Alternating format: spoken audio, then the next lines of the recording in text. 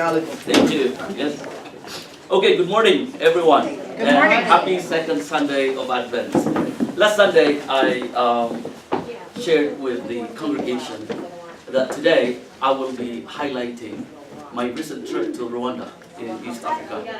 Particularly, it was an event on healing through arts, and I helped facilitate the whole process. But then what was astonishing was when we were given also the opportunity to work with people who have experienced forgiveness and reconciliation against the backdrop of massive genocide that happened in Rwanda way back in 1994. But actually, long before that, there have been skirmishes and there have been forms of killing already that were happening. And when you are surrounded by these people, former perpetrators and murderers, and former victims and survivors whose loved ones, members of family members were killed by the people who were also there. It is just surreal. And I also teach an undergraduate and graduate course here at George Mason. Undergraduate, it's Forgiveness and Reconciliation in Divided Communities, and then a graduate course at the School for Conflict Analysis and Resolution, highlighting on the praxis of forgiveness and reconciliation. Many tend to have difficulty forgiving. But for people who have gone through this form of human atrocity, yes, forgiveness and reconciliation is not an easy process, but they said it is possible. So I have a few photographs here to share with us. This is a picture, just one portion of Kigali, the country's capital. Rwanda is actually one of the most stable and relatively one of the most peaceful countries in East and Central Africa. In fact, starting next year, I'll start bringing students to Rwanda, a part of the study abroad program. So this is from my, hotel view, and this is a photograph of the community that gathered. My fellow, some of the participants who attended the training from different countries, and also these women and men who lived through the dark period of Rwanda and now have experienced light, So we were in a room, and if you notice, they are seated next to each other. Former perpetrator, former murderer, and victim and survivor sitting next to each other, talking to each other. It's just extremely like, oh no, this is not real. But it is.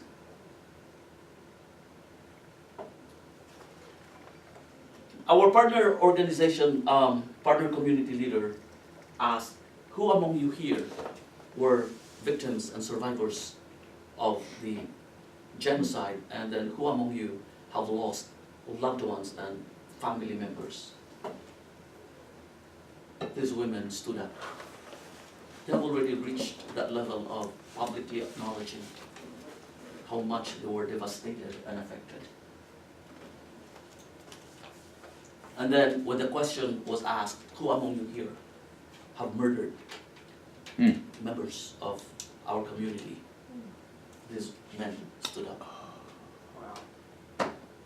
Just the public acknowledgement that yes, I was one of the perpetrators. I was having goosebumps all over, especially when facilitate conversations and storytelling based on what happened.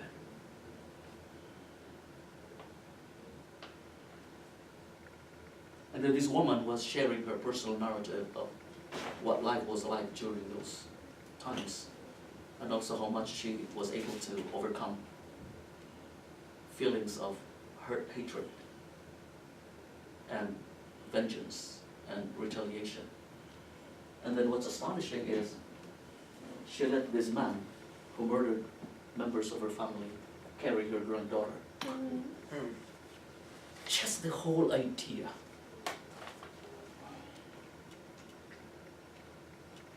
then I was actually seated here.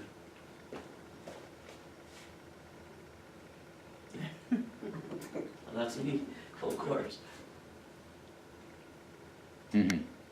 These are reconciliation projects that they are doing. In Rwanda, the reconciliation is not just, let's talk about it, let's gather around the table and talk about it. For them, they really come together and have some community projects, income generating projects. You know, when you meet them in person, when you shake hands with them, when you hug them and they hug you in return, when you sing and dance with them, when you listen to their stories, when you laugh with them and they laugh with you, you know that forgiveness and reconciliation is real. Mm.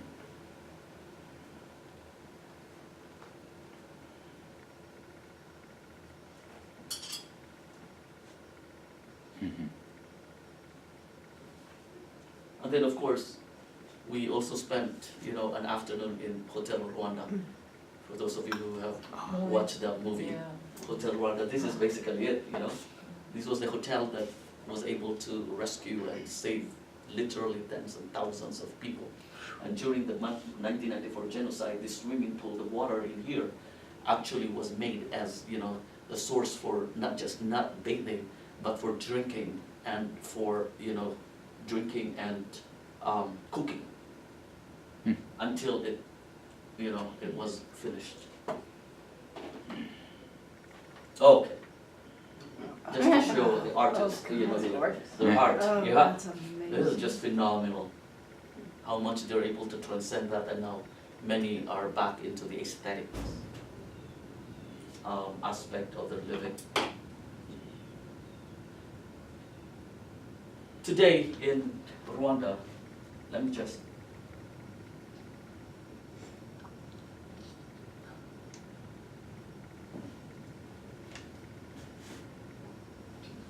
highlight this photograph.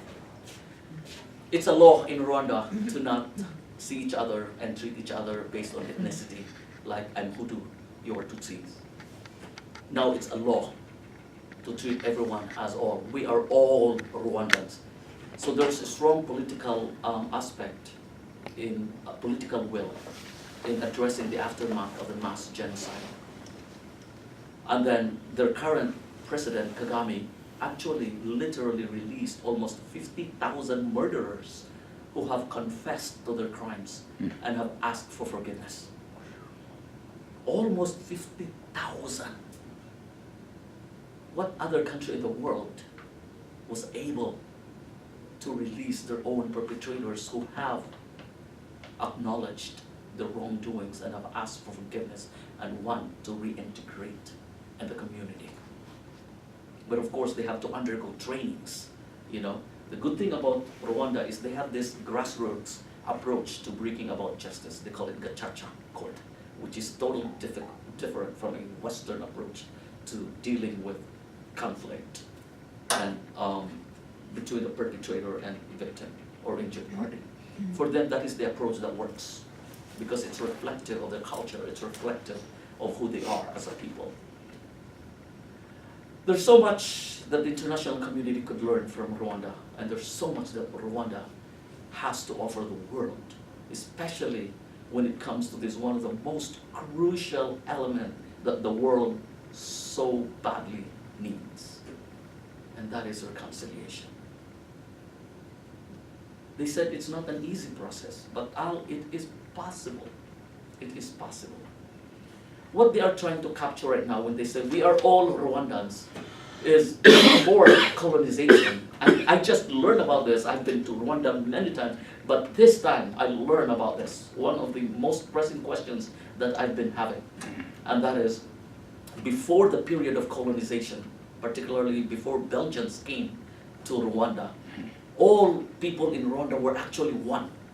If ever there was some segregation, it was based on agricultural and social status, not based on ethnicity.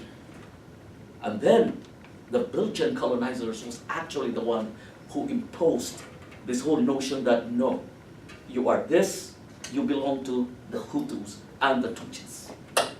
And then one of the ethnic communities was granted favorable political, or were given political favors.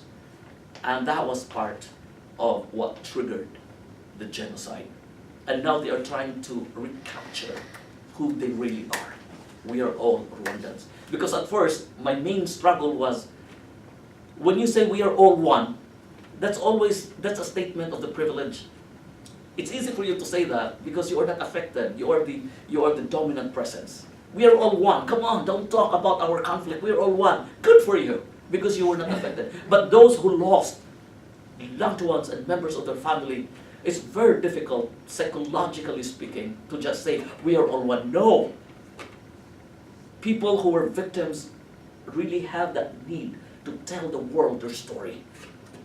And part of telling their story is for them to differentiate themselves and separate themselves apart from who was responsible in the murder of their loved ones. It's a basic human need to be recognized of our narratives.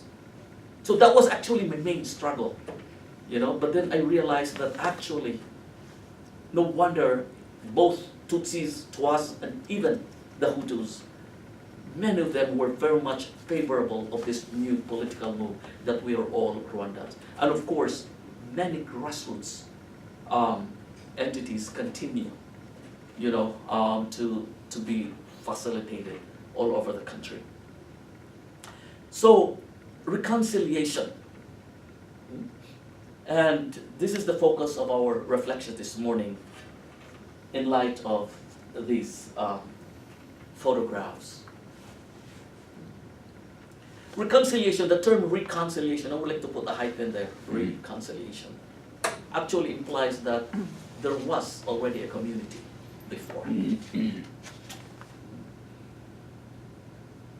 In other words, we already knew each other. There was once a relationship. That's why the term reconciliation, because those who need to be brought together one more time actually already knew each other. And in Rwanda, that's basically the case. The Hutus and the Tutsis, many of them were friends, were buddies, drinking buddies. Many of them were neighbors. The day before the genocide happened, their children were still playing, and then overnight, their friends, their best friends, just started turning against them. And many of them said they were just brainwashed, indoctrinated by the government during that time. So that is the essence of reconciliation. Unfortunately, many of our reconciliation programs nowadays start from where we disagree, instead of starting from where we already have things in common. That's why many of our reconciliation programs, by the end of the day, people still disagree, because we tend to start the whole process on where we are in conflict with each other, not realizing that actually before we became enemies, we knew each other. We shared so many things in common. And I think this is where we fail. And this is part of my advocacy, that whenever we organize and have a reconciliation program, we must begin from where you and I already share things in common, instead of starting from where you and I disagree. Because that is the essence of reconciliation. You and I actually knew each other. We were once a community before. If the parties that need to be brought together are total strangers, for example, you were driving and then you experience this hit and run, and then the family of the victim and you really don't know each other, and then weeks, months later, both of you want to mend the relationship, the term for that is conciliation. So conciliation is for those who didn't know each other. Then because of what incident, they became strange, they became enemies, they start hating each other, they start killing each other, but actually there was no connection before that happened. And then later on, should they decide to make amends, then the term for that is conciliation. But for those who knew each other before they became enemies, before they start hating each other, the term is reconciliation. One of the things, one of the persons that actually influenced me in my work on reconciliation is John Paul Myra. He's actually the founder of the Conflict Transformation Program at Eastern Mennonite University in Harrisonburg. During one of his trips in Latin America, Nicaragua, working with Centreville and the paramilitary and the military government during the early 90s, he asked the people, what does reconciliation mean to you? What does reconciliation require? What are the prerequisites of reconciliation? And then his colleagues from Latin America, particularly Central America, specifically Nicaragua, mentioned four. And they said, for genuine reconciliation to take place, particularly in our context like Latin or Central America, there's got to be four elements that must be met. One is mercy, the other is truth, the other is justice, and the other is peace. And I think this also reflects our reading. Our reading this morning is really a reconciliatory, it's a healing passage. It's about restoration. No? I love the verse on 10, verse 10. Some versions it says, mercy and peace have met, justice and truth have kissed. Just imagine how this looks like. Mercy and peace, or mercy and truth have met, which after many, many years and decades were just totally disintegrated because of conflict, because of quote-unquote God's punishment towards God's people who were reckless and were not paying attention to God. That's from a theological perspective during that time. But then in our reading, Psalm 85:10, it says, mercy and truth have met, justice and peace have kissed. And then John Paul Myra reflected on that. So what do you call that point of convergence where these four elements meet and converge? Based on his experience in Central America, that point of convergence where mercy, truth, peace, and justice converge is what we call reconciliation. And I would like to invite Jill. Okay. So John Paul Myra further asked people the question, so what does truth imply? And then the people said, well, if ever we really want to achieve genuine reconciliation, there's got to be acknowledgement. The government and every party involved must be transparent with what is happening with their narratives. And then revelation, which is the telling. Truth telling is part of reconciliation. We can never achieve genuine reconciliation if we deprive people from sharing what exactly has happened. And sometimes this is one aspect that many governments actually evade, because they would say, it will just open up wounds of the past. Let's just focus on what lies ahead. Let's just talk about reconciliation, but don't give the people, the parties involved and affected, the opportunity to tell stories, because it will just ignite more wounds and pain and violence and what have you. But for the people in Central America, particularly in Nicaragua during that time, they said there's got to be revelation. Part of the reconciliation program must provide space for people who need to tell their stories of what happened, and then clarity. And then when it comes to mercy, people were saying, by mercy, we've got to have acceptance, forgiveness, support, compassion, and healing. Mercy is very it's a kind of complicated, especially when we bring into the whole conversation the perpetrators, right? If victims are the ones coming out, of course, society and even faith communities are very open to right away extending their support, their compassion to the victims. But what about the perpetrators? How many organizations, in fact, do you know that really reach out to murderers and perpetrators? Very little. Instead, our approach is let the court deal with it. Condemnation, punitive justice, punishment for them, retributive justice, eye for an eye, tooth for a tooth. But for genuine reconciliation to take place, even perpetrators need to be extended. We need to extend to them the elements of mercy. Compassion. How can we show compassion to people who killed members of our family? Like the case in Rwanda. How can you show forgiveness when we are hurting? That's why reconciliation is not that easy and simple. Contrary to what is happening nowadays, killings this week, next week reconciliation. The following week, photo ops, where leaders of both warring parties hug each other, shake hands together, all these picture takings, and then we say reconciliation has achieved. And then 2 weeks before that, they were just killing each other.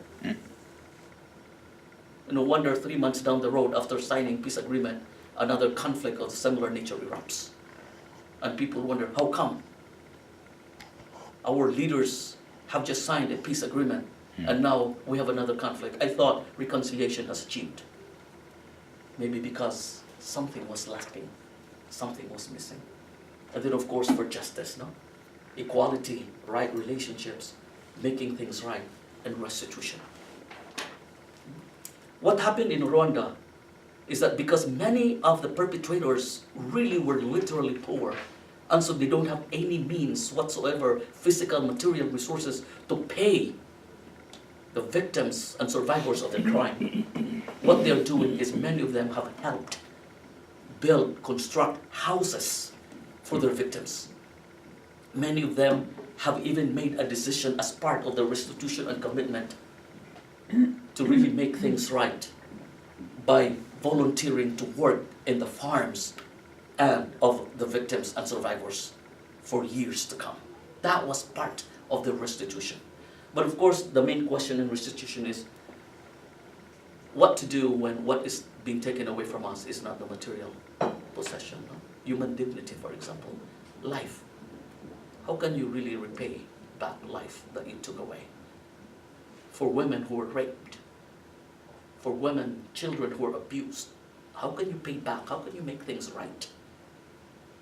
Okay? If I destroyed your house, then of course, restitution, we can discuss about that. I stole your animals. We can talk about that.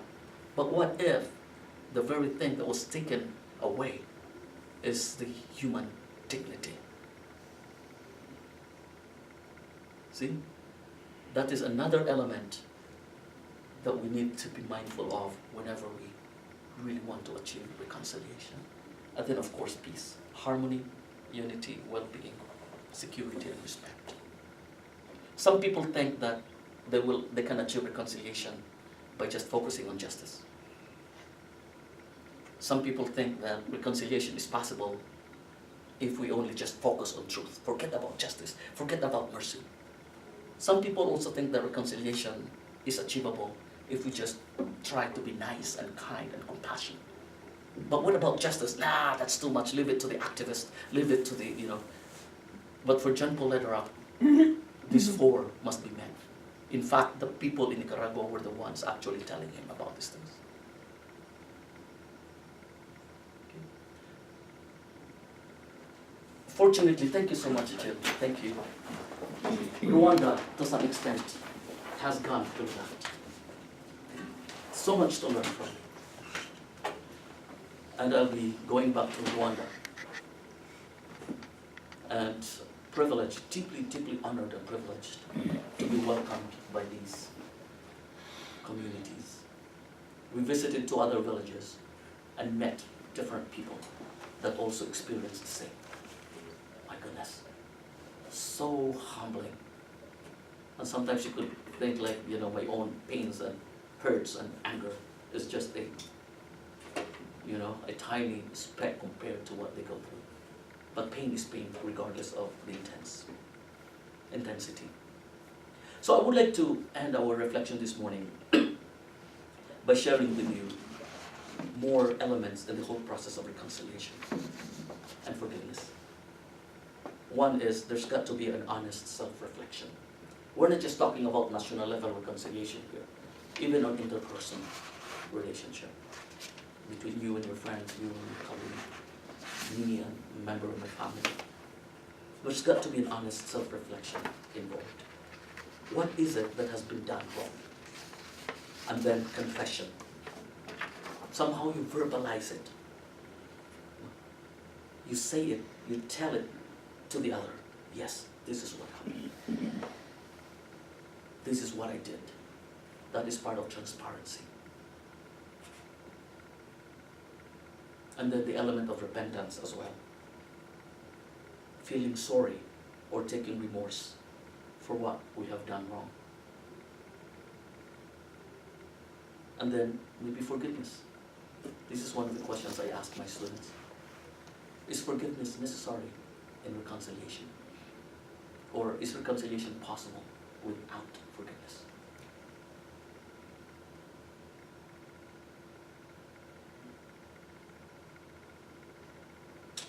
And then commitment not to repeat. This is what makes forgiveness for many difficult, because the other person becomes habitual offender. But again, we have this biblical passage, 70 times 7. Guys, there's really no way out for us to say, but he did it again, but he did it again. Well, what does the Bible say? So, yeah, I know, 70 times 7. No, that's hard. I've lost count. And then, of course, restitution. You do good the damage that you have done. Do something about it as much as possible. Instead of saying, sorry, I took your pen, and then you still continue holding onto that pen. Or, here's your laptop, but actually it's already damaged. Aren't you gonna do something about the damage then? Because that's very typical, especially among college students. People borrow their things and then return them with damage, dysfunctional, and then the borrower doesn't do anything. So now the owner is left to his or her own way of dealing with it. And then that begins the tension and the conflict and hurts and mistrust. Yeah. Restitution is very crucial in the whole process of reconciliation. And then, of course, the actual meeting of those who need it. It's difficult, not an easy process, but it is possible. Just reflect on the photographs that I've just shared with you. It is possible, and it is an ongoing process. Amen.